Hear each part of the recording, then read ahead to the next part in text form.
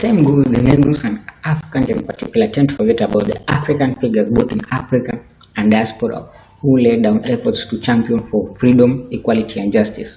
Welcome to Posterity Show. My name is Daniel Mujal and today I'm going to present on an outstanding African figure in diaspora, HAJJ Malik El Shabaz, prominently known as Malcolm X. Malcolm X was one of the brightest and most courageous men of his generation, moved from being a hardloom to a chief spokesperson of Nation of Islam, a position that made him to be world-renowned and a head figure to the Western world. The thinking of his politics and philosophy, he left the nation and he became a Pan-Africanist, socialist learning philosopher. Stalked by assassins throughout his public life, his premature death on their hand robbed the black world, a man whom would have led it along the path of true freedom, a man of freedom.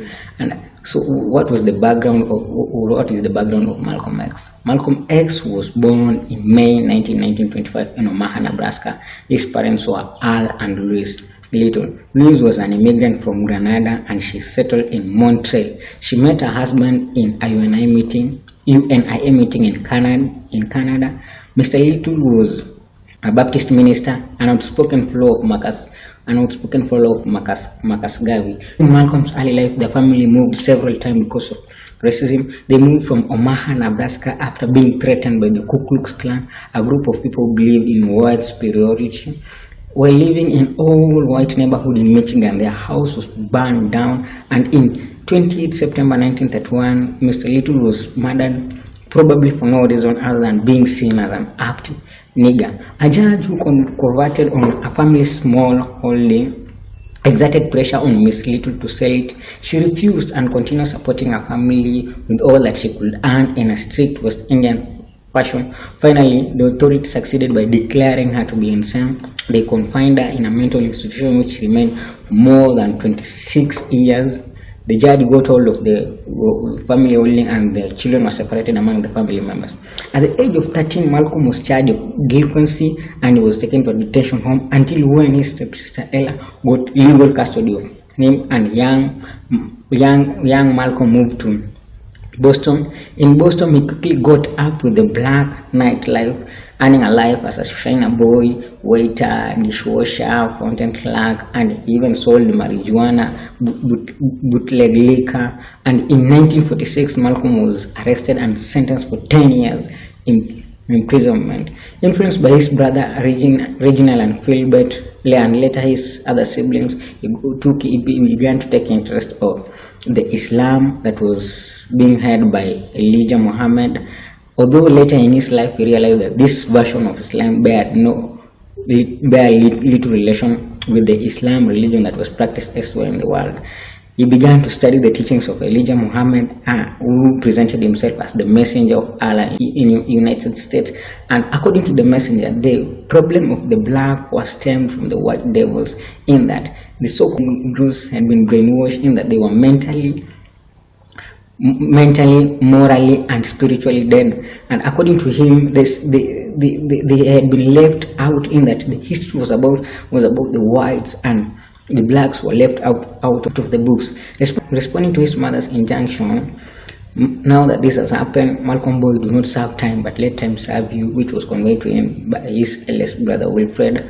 He began to read through the prison library. He began to educate himself. He began to read philosophy. He began to read history, science, anthropology, international relations. He participated in debates and he attended classes. When he was released in 1952, he went to Detroit, where his brother had arranged a job for him as a salesman in a furniture store that he managed. He took him to Black Muslim Detroit Temple, where he met Elijah Muhammad. He applied and received X, whereby the black Muslim believed it was a symbol of their lost African name.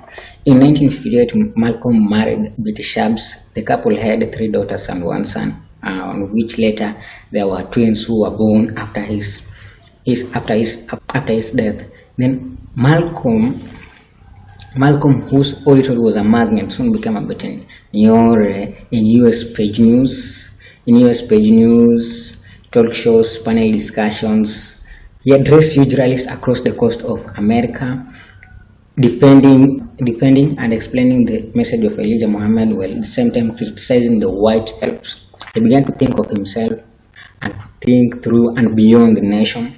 He was confronted with the escalating rumor of Elijah Muhammad betrayal to Muslim morality, and he left the nation, and this is why he formed two organizations, the Black Mosque and Organization of African American Union. 1964, he traveled worldwide. He went to Mecca, and this is why he changed his name from Malcolm X and he became HAJJ Malik El Shabaz. He traveled to Africa. Why is it that Malcolm has been recognized and has been acknowledged down the generation?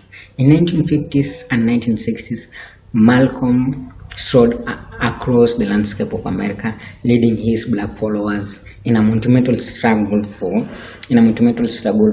equality, justice, freedom, citizenship, and democracy. Black have been excluded from participating virtually in every aspect of social order, in that the U.S. Constitution had defined them as a class of subhumanity, and therefore their goal was to stifle the black development, identity, social, cultural, economic, and political development. Malcolm sought for black identity, integrity, pride, and self-defense. And self-defense, I can merge it with reciprocity, in that if the blacks were being confronted by violence, they also respond back by violence, whereby this is whereby they were fighting